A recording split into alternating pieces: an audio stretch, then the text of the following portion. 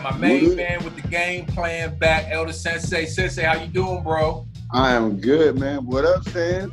Oh, ain't nothing. Hey, man, look, you got some new trains in, huh? Yeah, you got some new trains in. I've been trying to keep it, but I would actually say this is the only product I've ever had that people be like, yo, still got some left? And nobody be like, yo, got some hoodies left, got some t-shirts. These damn trains, though, I will say, and salute to my man Def Projects. My man Jay, he hit me up about the trains one time, then came back to me. He showed me what he could do. Then I asked him if he could make it a full car, and from there, I just, so far, I would say there's about to be 400 trains out into the world right now. It's like 300. It's like 300 now. Hey, bro, check this out. I'm just giving you a little game right here. $1 million worth of game right here. Hey, look. Go ahead and get the Lego train built. You're gonna smash them. Nah, I gotta get the Jersey. The Jersey train I gotta get the PAP train and the New Jersey Transit because everybody like, yo, you from Jersey though? I'm like, I know. Let me do a little research and I will find the train and then we go from there. But it's ain't nobody ever happy. I ain't complaining about the train. I will say that. Hey, yeah, everybody gonna have to complain, man. Well, yo, this is episode 67, the Chemo Van Oelhoffen show. You remember Chemo Van Oelhoffen? He played for the Bengals. Did he play for the Steelers? Big Chemo. Yeah. He had to be a Steeler too, huh? Hey, and last episode was Mario Lemieux, 66. You know what I mean? Shout out to Dub. But yo, man, we got a great guest from ATL. Well, not from the ATL, but in the ATL from Illidale. My man Dres, the Beatnik. Dres, how are you doing, my brother? Yo, what's going on, y'all? Oh, man, we're blessed. Well, hey, I gotta bring some blacks. Grand Rising. We're blessed. Oh, man. Please don't. He said no. Please don't. Oh, my God. Right. Hey, that's that Moore shit. You start hitting that Moore shit. Man. Oh, Lord. Grand Rise, my brothers. But I saw somebody for Halloween was dressed up in the they were dressed up in the Pillsbury the Grand they had the Grand scan on talking about some Grand Rising. Hey, yo, son, I ain't gonna lie. When people say that to me, I don't say it back. I don't say it back. I don't either. I don't get it. I don't get it. I don't get it. I'm not black enough. I just that's that conscious porn shit. What's the correct response though? I need to find that out. What, like how you know they with the Spanish you say and then Buenos Dias, you say something back. Yeah. Grand Rising, I'm like, thank you, Lord. Something like that. I don't know. Poppin' fresh. Grand Rising. Poppin' fresh. Oh, man, that's that bullshit. But hey, the extra black brothers on Instagram, they hit you with that Grand Rock, yeah. But anyway, man, Dres, man, could you do me a favor and give us a 20-second bio about yourself? Well, let me see. My name is Dres Beatnik. I'm a native of Philadelphia, resident of Atlanta, Georgia. I'm an MC, a human beatboxer. I'm a lecturer, former cultural liaison appointed by the U.S. State Department to the People's Republic of China. I talk for a living. It's as simple as that. Follow the hat. I know that's right, yo. No doubt. Well, check this out. What are your favorite teams starting with football? You said my favorite teams? Starting with football. NFL. Claim them. Okay, I mean, that's easy. It's only one. Claim them. Philadelphia Eagles. Maybe green. Yeah, I bleed green, bro. That's it. You got a connection with Master Ace with that? Y'all be connecting with the Eagles. He's the Eagles fan too. I did not know he was an Eagles fan. Next time I see him, though, we gonna chop it up. Oh man, Ace is crazy Eagles fan, yo. That's what's up. What about basketball? I don't follow teams. I follow players. Okay. So, currently, I'm becoming more of a Devin Booker fan. Devin Booker, Bron, of course. I'm loving the way Joel Embiid is maturing. That's what I asked you. Yeah. Right. Correct word. Yeah.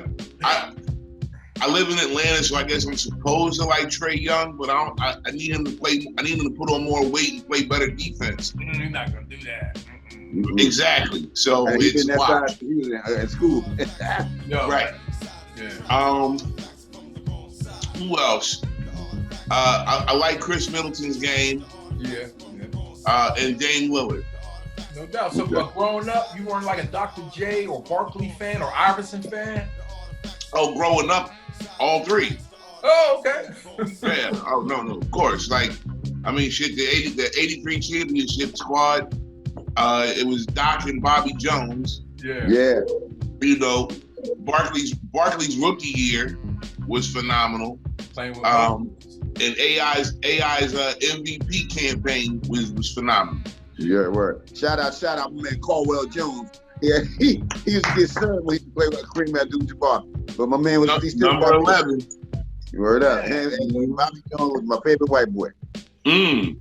So you gotta pick. You gotta pick AI, Dr. J, or Barkley. Who you picking? Wow. Man, come on, man. I love all my kids equally, man. Nah, man. It's like you gotta drink or something. You gotta drink something. You gotta drink some Hennessy or Everclear. I was a Sixers fan. I'll answer that. Out of respect, and I know the other two will agree. It's gonna be Julius Winfield Irving over everybody. Yep. And what about baseball? You got a favorite baseball squad? Mike Schmidt. Philadelphia Phillies. No doubt. All time for me. Check this out. No doubt. As far as squads are concerned, I like the 2000 Braves. They actually got me going to the ballpark when I moved to Atlanta. Outside of that, you know, it's players. Like football is the only sport that I rock with teams. Yeah. All the other sports I rock with individuals, because you can actually see each player's personality on their respective field of play. Like you can see LeBron's personality on court. You can see Brody's personality on court.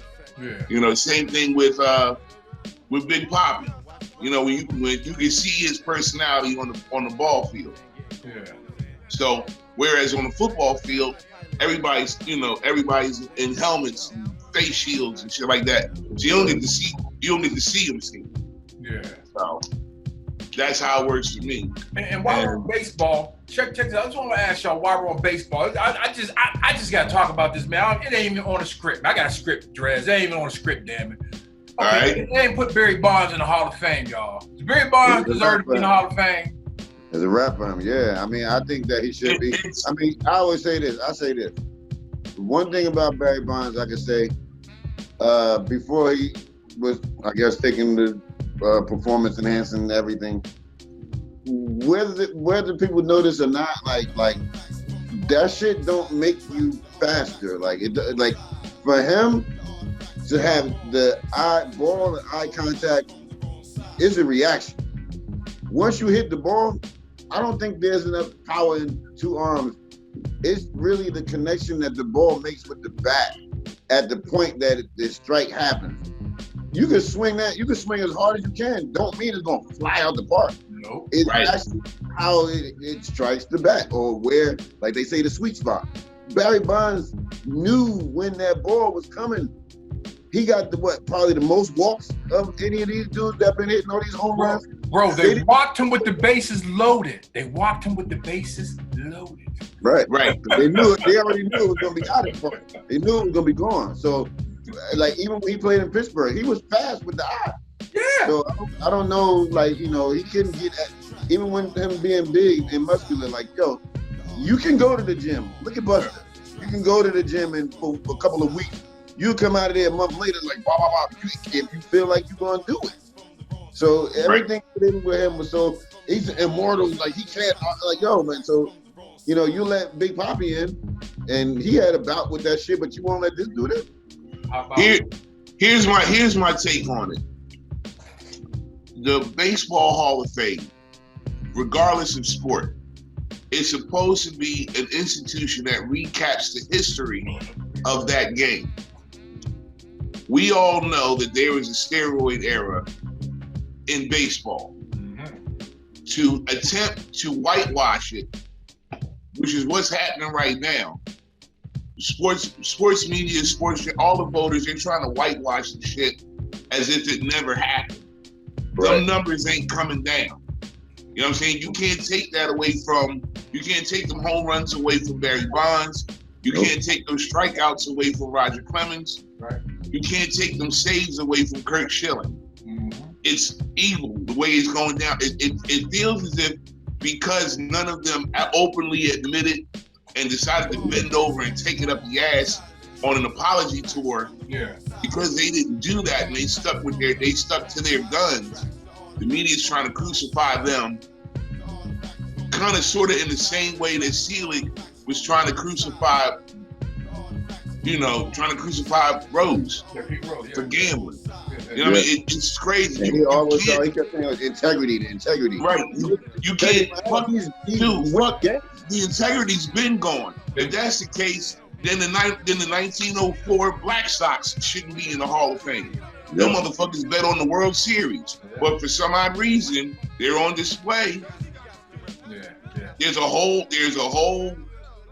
section of the hall dedicated to the Chicago Black Sox. So if you're going to tell the history of the sport, you have to include the steroid era, because they weren't the only figures that were doing it at the time. Right. And you already have Hall of Famers who were juicing that are Hall of Famers that are in there. So I don't get it. Like, somebody's going to have to make the special. Even if you put them in and put an asterisk next to their name. I would rather do that. I'd rather do that. Yeah. But all this other shit, it's stupid. Dictate how they feel about it. Like, let the dude, like, people could say what we saying right now. If they walk in there and see his bust in there and all that, they was like, there's gonna be people that believe that he did it, and there's gonna be people that act like they had their eyes closed and didn't see him swinging the bats. I don't know what it's gonna be. Here, the other part to this that kind of intrigues me is how Barry Bonds is not the only person that is accused of this. However, he happens to be the only person of color in this particular chapter of the conversation. And media is framing the entire conversation around Barry Bonds. I don't know if you've been peeping this shit, because like they haven't raked Kurt Schilling across the coals. They didn't rake Roger Clemens across the coals. They damn sure ain't touching Jose Canseco. No. And by the way, fuck that motherfucker. They're not talking about him. They're only raking the nigga across the coals, and that's where the tension gets it for me. It's like, come on, man, he's not the only person, and just because he's black, he shouldn't be the poster boy for something negative. You know what I mean? He never kissed their ass. No, and he never should. Yeah. Right. At this point, and even if he was going to consider doing it, after the way he's being portrayed right now, again, fuck y'all. Yeah. Like, it's like every year this shit gonna come up. And guess what? Now we ain't gotta hear about it no more. Because after 10 years, if you don't get in, that's it. Which is terrible. But he knows it's gonna be is what it is. We watched that man hit that ball. No matter how many times they say this shit, I watched Stephen A. Smith said it today. He said, I would rather him be in there with the asterisk than not. Because y'all really be trying to say he didn't do none of that shit. And and whenever they started testing, for all these different stuff, I can't remember the year, but they don't know who was doing what before they started testing. Radio, bro. Right. I mean, so that's here nor there. But at the same time, when you look at McGuire and this dude, man, they even if they cheated, they saved baseball. Because remember, before that, it was a strike. Yep. So nobody had no baseball. And these McGuire and damn, why I can't say his name? Yeah. Sosa. I don't know why I forgot that. They come in there and they every day. Right. Wham, wham, wham. Like, damn, these niggas hitting 55, 60, 70 damn home runs. And at the time, nobody was questioning that until years and over and years later, like, yo, they was doing this. But here go Barry Bonds. And they like, you know, y'all paying attention to them. I'm just over here smacking shit out the park, as I always do. Right. Don't mind me. The more he got closer to it, the record with Hank Aaron, they tried to make Hank Aaron, they were saying Hank Aaron hated him because he was cheating and all this shit like that. And I'm just like, man, like, yo, just let this dude, you know, put him in there, man. Like, look at if we look at Lawrence Taylor. For all the years, they, you know what I'm saying, and not until later they started finding out, oh, he's sniffing coke. Like, oh, like, well, was there a rule? Like, you can't. There wasn't no rule saying he couldn't be in the locker room before the shit. He'd run out there and run out, boom, he tackling niggas all over the place.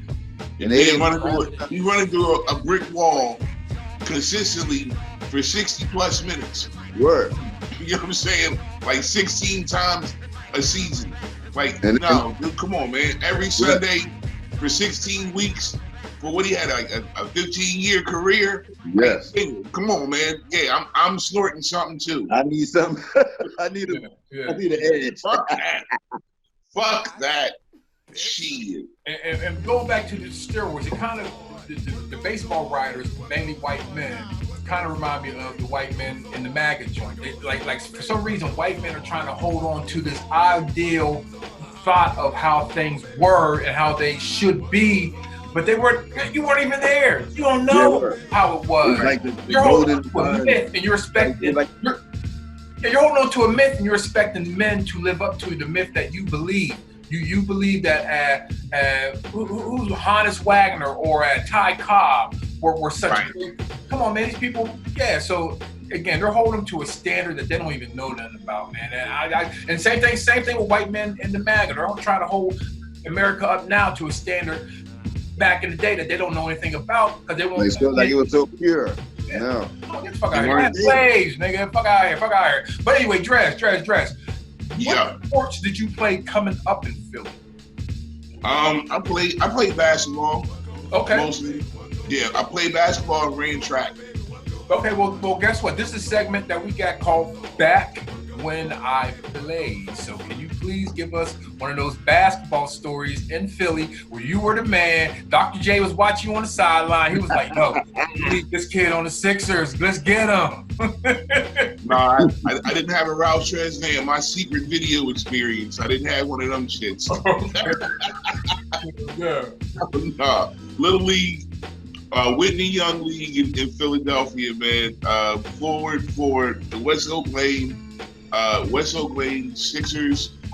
We happened to be the Sixers at the time. I played small forward, and the best I was a better free throw shooter than I was anything else. So, you know, I was a short, chubby kid. So, okay.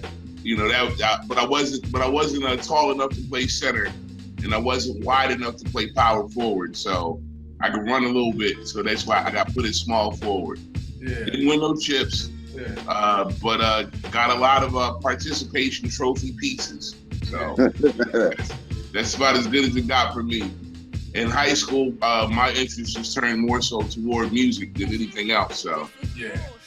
And one last question: what age does a young man from Philly get his first Beijing and turns into manhood?